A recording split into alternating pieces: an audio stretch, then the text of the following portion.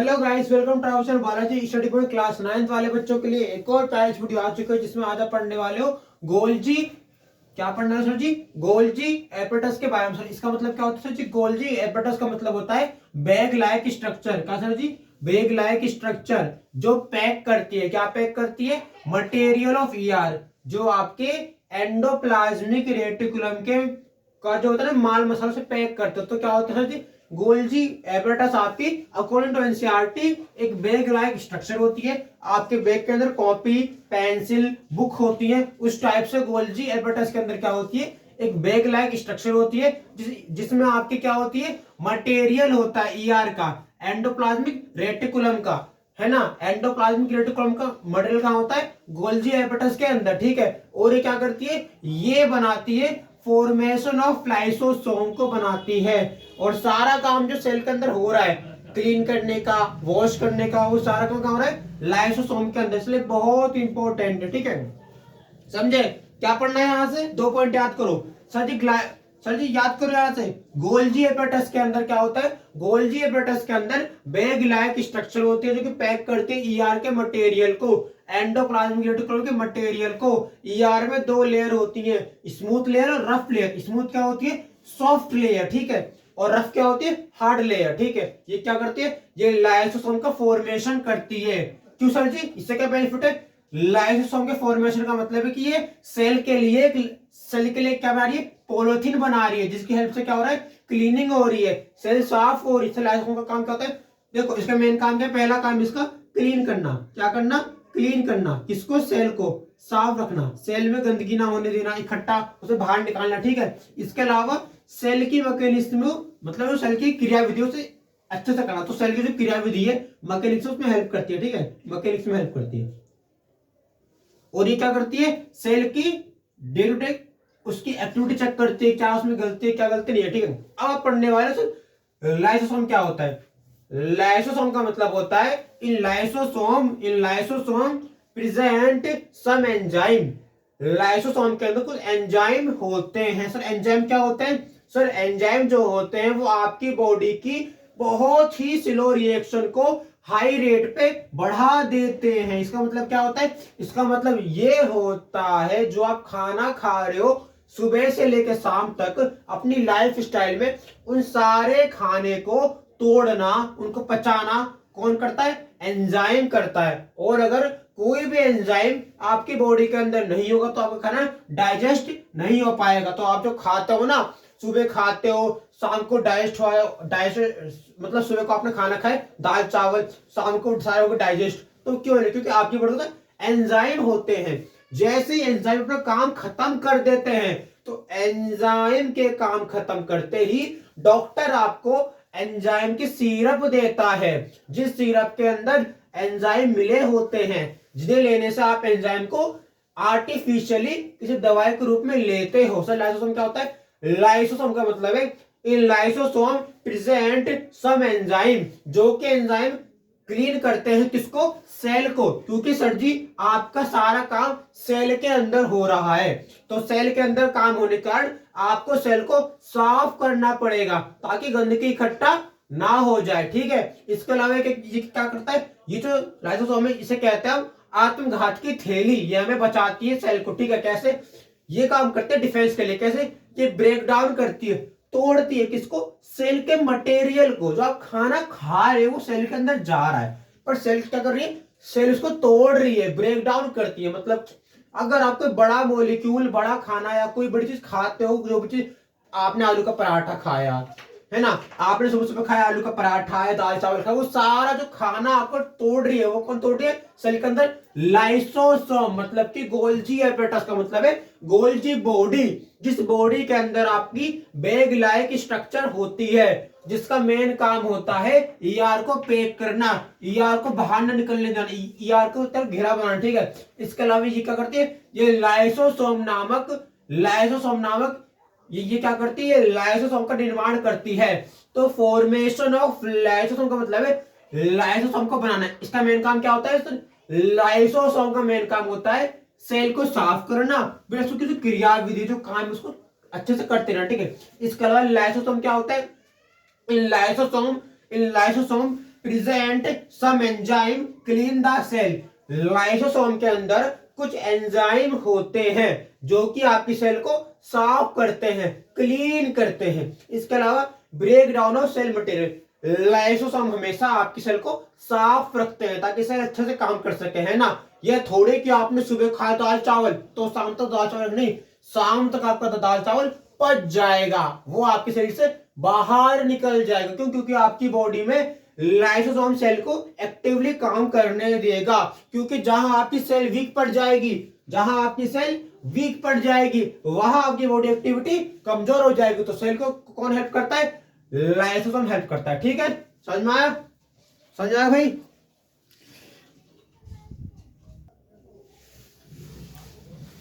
अब हम पढ़ने वाले हैं माइटोकॉन्ड्रिया के बारे में। सर माइटोकॉन्ड्रिया क्या होता है? माइटोकॉन्ड्रिया का मतलब है सिंपल लैंग्वेज में पावर हाउस ऑफ सेल। आजकल क्या है कि जो भी आता है बायोलॉजी का, वो चाहे बायोलॉजी का बंदा है फिर नॉन बायोटिक का बंदा, वो क्या बोलते हैं कि मुझे पता है बायोलॉजी में क्या होता है, पावर हाउस ऑफ सेल। तो लोग क्या बोलते हैं, एक वर्ड बोल दिया कि पावर हाउस ऑफ सेल, हमें आता है बायोलॉजी। नहीं भैया, बायोलॉजी ऐसे नहीं होती। पूरी बायोलॉजी तुम पढ़ोगे तो तुम पागल हो जाओगे। बायोलॉजी इतनी मुश्किल होती है पढ़ना। मैंने पढ़े बायोलॉजी, पूरे 4 साल बायोलॉजी पढ़े, अभी बायोलॉजी पढ़ रहा हूँ। बहुत दिमाग खराब होता है, पर अच्छा सब्जेक्ट है बायोलॉजी, पढ़ना वाले के लिए अच्छा है। जो नहीं पढ़ेगा वो तो हंसी करता ही रहेगा। तो वही बात है कि ट्रेंड चल रहा है, लोग क्या बोलते हैं पावर हाउस सेल माइटोकॉन्ड्रिया होता है। तो ये ट्रेंड सेट के हम कुछ और बात करते हैं। तो मैंने थोड़ा बहुत ऐसे कहा था हंसना, ताकि थोड़ा वीडियो अच्छी लगे। ठीक है सर, माइटोकॉन्ड्रिया क्या होता है? माइटोकॉन्ड्रिया का मतलब है पावर हाउस ऑफ सेल, जो कि सेल को एनर्जी प्रोवाइड करती है। सर एनर्जी कैसे बनाती है? सर एनर्जी कैसे बनाती है? एनर्जी बनाने के लिए एटीपी का ये बॉडी में निर्माण करती है, formation of ATP. Sir ATP क्या होता है? सारी बॉडी में एनर्जी का मेन काम एटीपी करता है। आप चाहे किसी से भी एनर्जी बनाता है, चाहे आप किससे, चाहे फैट से एनर्जी बनाओ। मैं आपको ऑप्शन दे रहा हूं।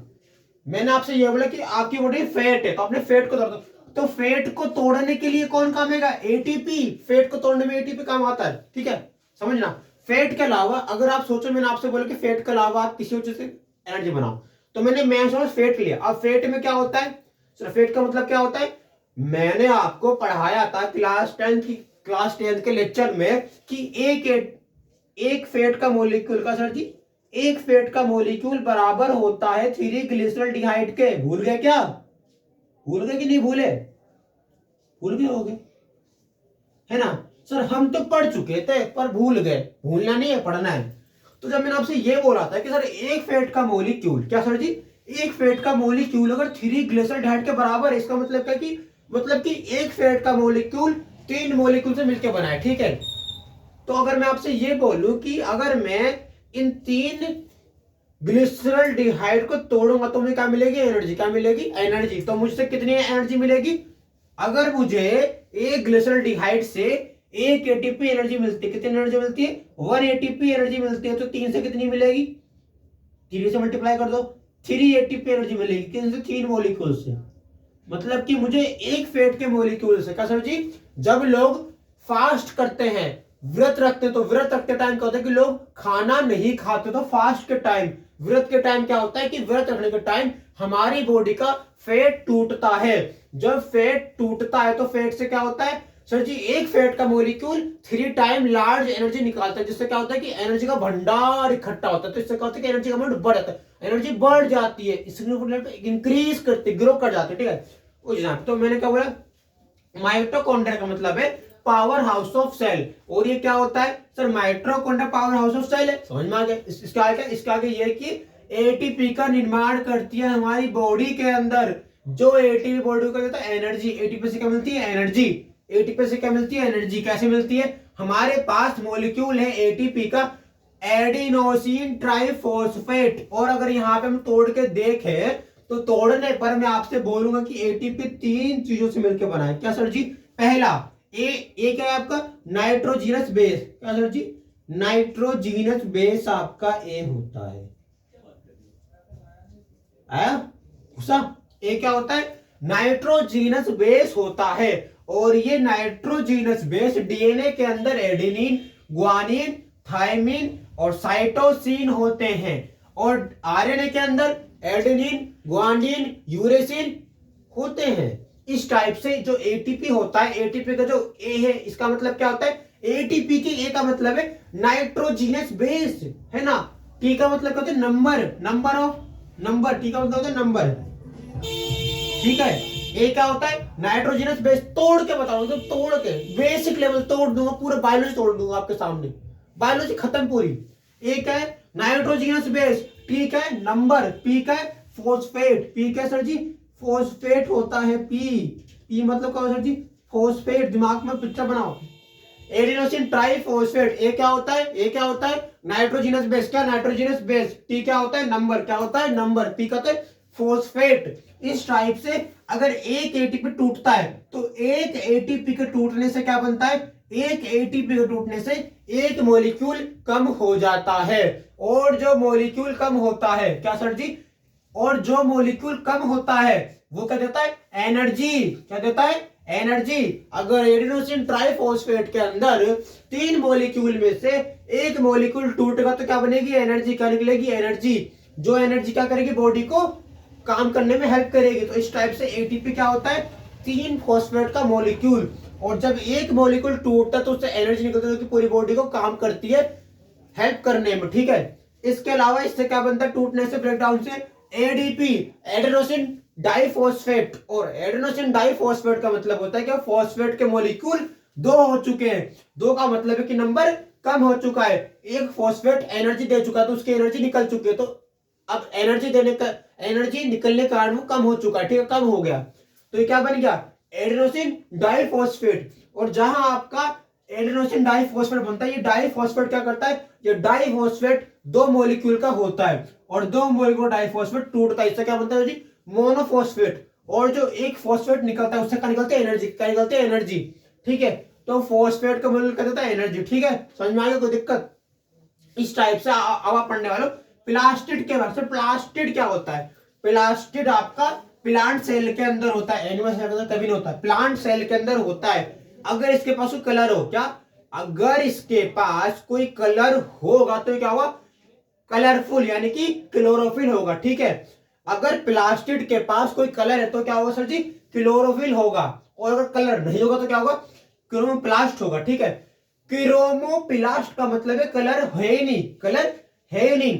क्लोरोफिल का मतलब क्या होता है, कलर है, ठीक है। और एक फटकोल का समझ चुके, कोई दिक्कत वाली बात नहीं, बहुत तेजी है भाई। देखो, इतना करने के बाद भी, इतना पढ़ाने के बाद भी अगर आपको लगता है कि टफ है तो थोड़ा और मेहनत करो, एनसीईआरटी पढ़ लो भाई। मैंने तो आपको ये बोल दिया कि एटीपी का बिल्कुल टूटेगा, जहां आपका एटीपी टूटता है सर, अब क्या होता है पता है, बहुत क्या होता है, कभी कभार ना ये देते कि लोग ना पढ़ा देते कि एटीपी टूटता है, ये बनता है, ये बनता है, ये बनता है, काम खत्म। नहीं, पूरा एक्सप्लेन है, पूरा एक्सप्लेन, कोई ऐसा नहीं कि पूरी कुछ है यार, थोड़ा नहीं, पूरा एक्सप्लेन कर रहा हूं कि जब आपका एटीपी टूटता है तो एटीपी से क्या निकलती है, एनर्जी।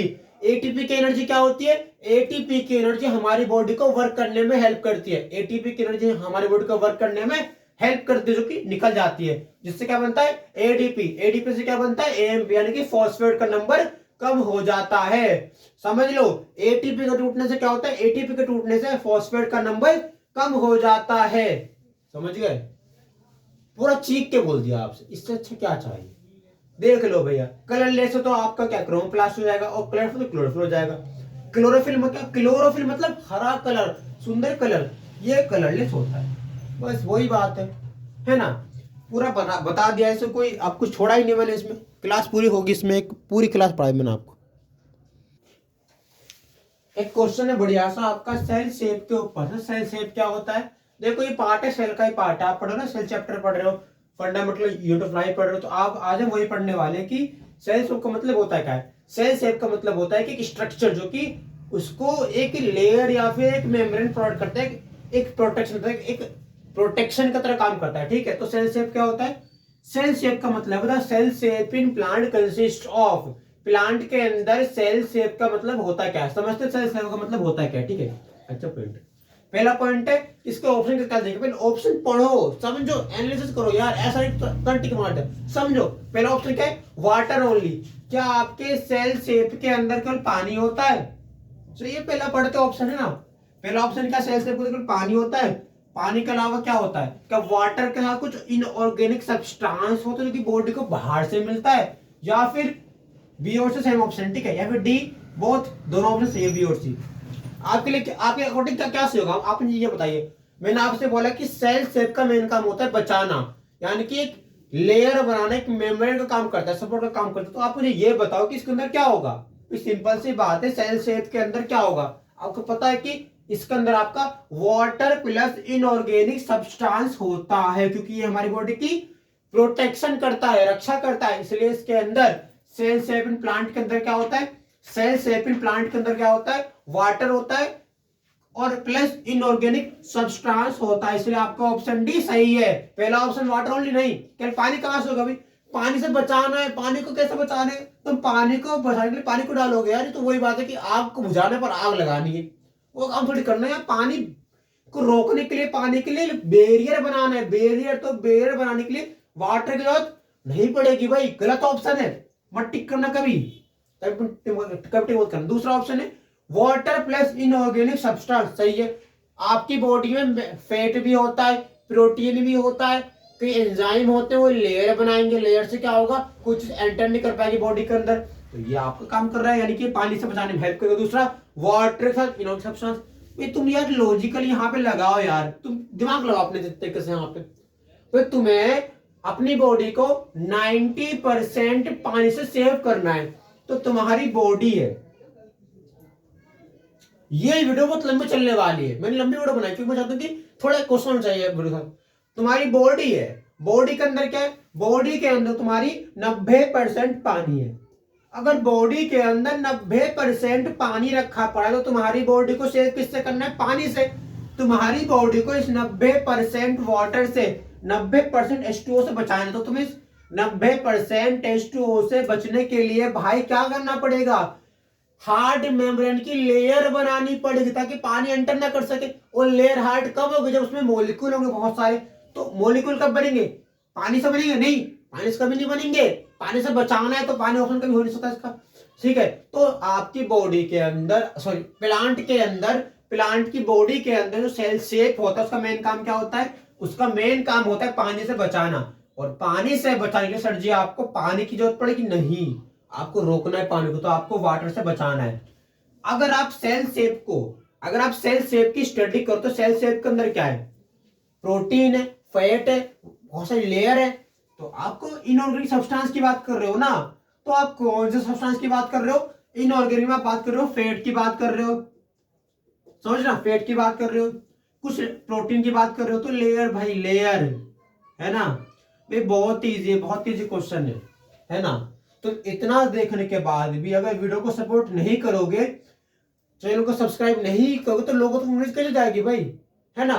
मैं 3 साल से पढ़ा रहा हूं मैं, और तुम सब्सक्राइब कहां करते हो, नहीं करते सब्सक्राइब, क्यों करना है सब्सक्राइब, बस वही बात है। मैं तुम सब्सक्राइब करते हो चैनल को, फिर सब्सक्राइब करो, लोगों को शेयर करो, ताकि लोग वीडियो देखें। काम करना ही नहीं है वो, पर कोई नहीं, मैं आपको मेन काम बताया था कि सेल शेप का काम होता है। प्लांट के अंदर सेल शेप का मेन काम होता है पानी से बचाना। तो सेल शेप जो होता है प्लांट की बॉडी के अंदर बनता है, तो क्यों बनता है, ताकि प्लांट को जो सेल शेप, जो प्लांट है उसको हम सेव कर सके पानी से। तो प्लांट को सेल शेप के थ्रू पानी से बचाने के लिए हम क्या करते हैं, वाटर के साथ इनऑर्गेनिक सब्सटेंस को मिला देते हैं, ठीक है, कोई दिक्कत नहीं। तो ऑप्शन क्या सही है, ऑप्शन होगा आपका बोथ वाटर ओनली और इनऑर्गेनिक सब्सटेंस, ठीक है, वाटर भी बना लो और सब्सटेंस बना दो, ठीक है, तो हो जाएगा। वो ये भाई 9-10 बजने वाले, पूरी रात भर चल रहा है यहाँ, क्लास चलती रहे, कोई रुकेगा नहीं, हाँ क्लास चलती रहेंगी बस।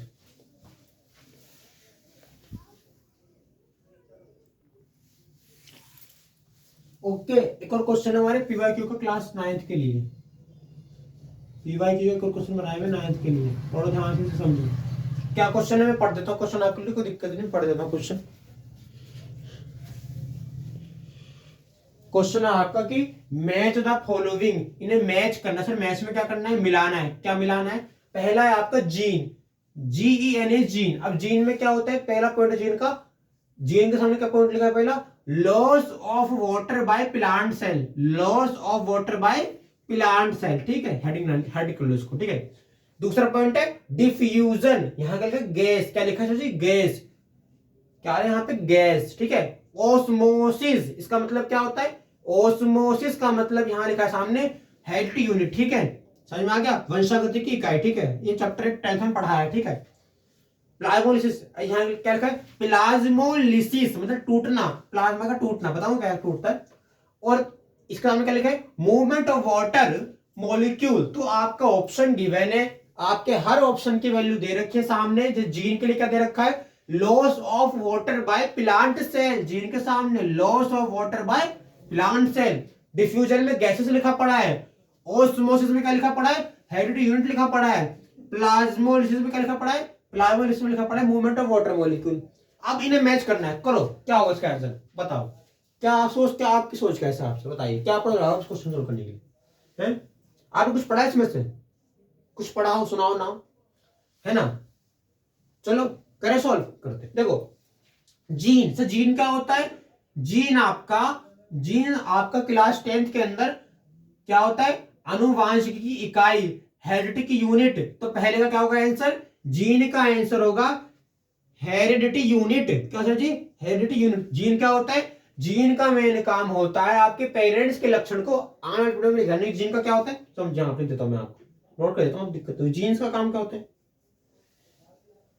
जीन्स का मेन काम होता है आपके लक्षण को, यानी कि जीन्स का मेन काम होता है पेरेंट्स के फीचर को, पेरेंट्स के लक्षण को क्या करना, पेरेंट्स के लक्षण को उनके बच्चों तक पहुंचाना, यानी पेरेंट्स के जो लक्षण उनके बच्चों को ट्रांसफर करना, ठीक है, जीन कहते हैं। तो जीन क्या होता है, जीन आपका क्या होता है, जीन का मतलब है आपका पहले का तीसरा आंसर हेरिडिटी यूनिट। इसका मतलब क्या होता है, जीन का मतलब क्या है, हेरिडिटी यूनिट। इसका मतलब होता है, इसका मतलब होता है जीन का मेन काम होता है आपके जो पेरेंट्स हैं उन पेरेंट्स से आप में जो चीजें ट्रांसफर हो रही है, जो जेनेटिक कैरेक्टर, आपका हाइट, आपका बोलना, आपका सुनना, वो सब चीजें आपको किससे मिल रही है, जीन के थ्रू मिल रही है, ठीक है। तो पहले का आंसर क्या होगा, जीन का आंसर है हेरिडिटी यूनिट, ठीक है। तीसरा कोई दिक्कत, बड़ा पहला सोल्व। दूसरा डिफ्यूजन का मतलब क्या होता है, डिफ्यूजन का मतलब होता है movement of water molecule, movement of water molecule क्या होता है सॉरी, डिफ्यूजन का मतलब होता है movement of water molecule, water के मॉलिक्यूल की मूवमेंट, कभी यहां से वहां चलना, यहां से वहां चलना, उसमें क्या कहते हैं, डिफ्यूजन कहते हैं, ठीक है। समझ में आ गया। तो डिफ्यूजन क्या होता है, मूवमेंट ऑफ वाटर मॉलिक्यूल, यानी कि वाटर का मूवमेंट होना, ठीक है, ये पढ़ेंगे, ठीक है, नाइट में पढ़ेंगे थोड़ा डीपली। एक के तीसरा है आपका ओस्मोसिस। ओस्मोसिस का मतलब क्या होता है सर, ओस्मोसिस का मतलब होता है आपका, अगर आप किसी बंद कमरे के अंदर, बंद क्लासरूम के अंदर एक परफ्यूम की बोतल रख दे और उसे खुला छोड़ दे, तो परफ्यूम की महक पूरे क्लास में फैल जाती है। तो परफ्यूम की महक का पूरे क्लास में फैलना कि क्या कहलाता है, परफ्यूम की महक का पूरी क्लास में फैलना कहलाता है ओस्मोसिस। तो इसे हम क्या कहते हैं, और इसको गैस क्या कहते हैं, गैस। तो सी का आंसर सेकंड गैस। तीसरा, बस तीसरा। तो क्या सोल्व हो गया, जीन का क्या होता है, जीन का मतलब है हेरिडिटी यूनिट। इसका मतलब क्या होता है, जीन का मतलब है हेरिडिटी यूनिट। इसका मतलब है आपके माता पिता से आपको जो चीज मिल रही है, हाइट मिले कुछ मिले, वो क्या है, हेरिडिटी यूनिट के अंदर आता है। डिफ्यूजन क्या होता है, डिफ्यूजन का मतलब होता है movement of water molecule. Osmosis का मतलब क्या होता है, एक बंद क्लास के अंदर जंगला खुला छोड़ दो और उस वहां पे परफ्यूम की बोतल रख दो और परफ्यूम की बोतल का ढक्कन उतार दो, तो ऑटोमेटिक वहां पे परफ्यूम की स्मेल फैल जाती है। इसे क्या कहते हो, ओस्मोसिस कहते हो। ये क्या होता है, गैस में होता है। प्लाज्मोलिसिस क्या होता है, प्लाज्मोलिसिस का मतलब होता है मूवमेंट ऑफ वाटर मॉलिक्यूल होता है। बस दो क्वेश्चन खत्म, तुरंत दो क्वेश्चन कराए मैंने पीआईक्यू में साइंस के, खत्म। क्लास 9 का सिलेबस इतना इजी है, बस पढ़ने की बात है। मन से पढ़ो तो अच्छा लगेगा, है ना, मन से पढ़ो, अच्छे मन से पढ़ो, अच्छा लगेगा। पर अगर सोचोगे या रटोगे तो कुछ नहीं होगा। बायोलॉजी रटना नहीं है कभी, ठीक है।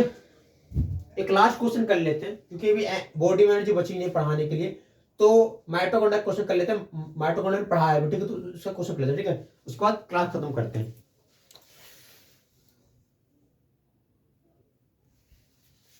हाँ भाई देखो भाई, वीडियो हो चुकी है बहुत लंबी, तो ये क्वेश्चन करके हम करते हैं, वीडियो खत्म, है ना। मिलेंगे नए नेक्स्ट वीडियो में, ठीक है। आपका टॉपिक, आपका अगला क्वेश्चन है आपका पीवाईक्यू में, आप क्लास 10 पीवाईक्यू साइंस में अगले टॉपिक जो आपके क्वेश्चन है वो क्वेश्चन है आपका ये इस टाइप का कि पहला है आपका असर्शन रीजन क्वेश्चन। आपके पेपर के अंदर क्वेश्चन आता है असर्शन रीजन का, आपको एक स्टेटमेंट देता है और उस स्टेटमेंट के बेस पर आपको रीजन वेरीफाई करना होता है। तो आपको एक स्टेटमेंट और रीजन के बेस पे इसका आंसर देना। तो आपको आपका वो का स्टेटमेंट, आपका स्टेटमेंट दे रखा है कि mitochondria power house of cell. क्या पढ़ चुके पीछे? हाँ पढ़ चुके। माइटोकॉन्ड्रिया क्या करता है? माइटोकॉन्ड्रिया क्या तोड़ता है? क्या तोड़ता है जी? माइटोकॉन्ड्रिया जो है फॉस्फेट से तोड़ता है एनर्जी और क्या बनाता है? एटीपी से एडीपी। क्या एटीपी से क्या होता है? एडीपी। उससे क्या होता है? एएमपी। अगर मैं आपको ये पढ़ा चुका हूं कि माइटोकॉन्ड्रिया के अंदर एनर्जी निकलती है फॉस्फेट के रूप में, फॉस्फेट के रूप में, तो माइटोकॉन्ड्रिया पावर हाउस तो खिलाएगा ना भाई, क्या दिक्कत है? क्लियर? ठीक है, क्लियर। हाँ कोई दिक्कत। दूसरा को पॉइंट है क्या? माइटोकॉन्ड्रिया प्रोड्यूस, माइटोकॉन्ड्रिया उत्पन्न करता है, बनाता है। क्या बनाता है? सेलुलर एनर्जी, सेल की एनर्जी। किस फॉर्म में? एटीपी की फॉर्म में। क्या ट्रू है? क्या ट्रू है? पढ़ो इसे, देखो थ्योरी। क्या ट्रू है स्टेटमेंट? अरे जब मैं आपसे ये कह चुका हूं कि आपके सेल के अंदर माइटोकॉन्ड्रिया क्या तोड़ रहा है? फॉस्फेट तोड़ रहा है और फॉस्फेट तोड़ के रहा है एनर्जी। तो अगर आपके ट्राई फॉस्फेट टूट गए तो क्या बनेगा? Diphosphate, monophosphate. तो आपको एनर्जी कहां मिल रही है? एनर्जी तो सेल को मिल रही है सीधा। तो एनर्जी कहां जा रही है? सेल के पास जा रही है। किस फॉर्म में? एटीपी की फॉर्म में। तो मैं क्या बोल सकता हूं सर? मैं कह सकता हूं इन ऑप्शन के बेस पे कि पहला ऑप्शन क्या है? Both A and R true. क्या दोनों स्टेटमेंट सही है? हाँ सही है, क्योंकि मैंने आपको पढ़ाया था कि ये एनर्जी में आता है, तो दोनों स्टेटमेंट ट्रू है। But R is correct explanation of A. क्या हमारा जो आर रीजन है, जो हमारा आर दे रखा है, रीजन दे रखा है, क्या ये रीजन वेरीफाई कर रहा है स्टेटमेंट को? हाँ, क्योंकि माइटोकॉन्ड्रिया में जो होते हैं ना सेल की एनर्जी, वो सेल की एनर्जी एटीपी की फॉर्म में होती है, तो वेरीफाई कर रहा है। तो मैं क्या बोलूंगा? सही है। पर दूसरा क्या दे रखा है वो पढ़ते हैं। Both A and R true but R is not correct explanation of A. Sir कैसे हो जाएगा? मैं पढ़ा चुका हूं आपको। तोड़ना है, मॉलिक्यूल तोड़ना है, फॉस्फेट तोड़ना है। कहां टूटेगा? सेल में टूटेगा। तो अगर सेल को मिलेगी एनर्जी तो क्या खड़ेगी? Cellular energy. तो ऑप्शन वैसे गलत है। दूसरा ए सही है पर आर गलत है। तो अगर आपको इसमें दोनों ऑप्शन करेक्ट है, क्योंकि सेल को एनर्जी मिलेगी माइटोकॉन्ड्रिया से, तो ये कौन सी एनर्जी? सेलुलर एनर्जी और पावर हाउस ऑफ सेल कहलाएगा। इसलिए दोनों स्टेटमेंट गलत है। ना ए गलत है ना आर गलत है, दोनों सही है। पर तरीका ये होना चाहिए कि जो आपका आर है वो क्या वेरीफाई करता है? आर आपका वेरीफाई करता है कि माइटोकॉन्ड्रिया प्रोड्यूस करता है सेलुलर एनर्जी। क्या? माइटोकॉन्ड्रिया प्रोड्यूस करता है सेलुलर एनर्जी। किस फॉर्म में? एटीपी की फॉर्म में। इसलिए मैं क्या बोलूंगा कि माइटोकॉन्ड्रिया की सेलुलर एनर्जी एटीपी की फॉर्म में होती है, इसलिए हम क्या बोलते हैं? Power house of cell. समझ में आ गया? वीडियो खत्म करते हैं, कल मिलेंगे कुछ पीआईक्यू लेके जेईई मेंस के। ये तो हमने क्लास 9 की पीआईक्यू कराए हैं, बहुत इजी क्वेश्चन तो हमने पीआईक्यू भी करा दी। टॉपिक क्लियर हो चुका है। मिलते हैं ना वीडियो में, है ना? वीडियो को देखो, लाइक करो, चैनल को सब्सक्राइब करो, लोगों को शेयर करो और वीडियो को वायरल करा दो, है ना? मिलते हैं ना नेक्स्ट वीडियो में।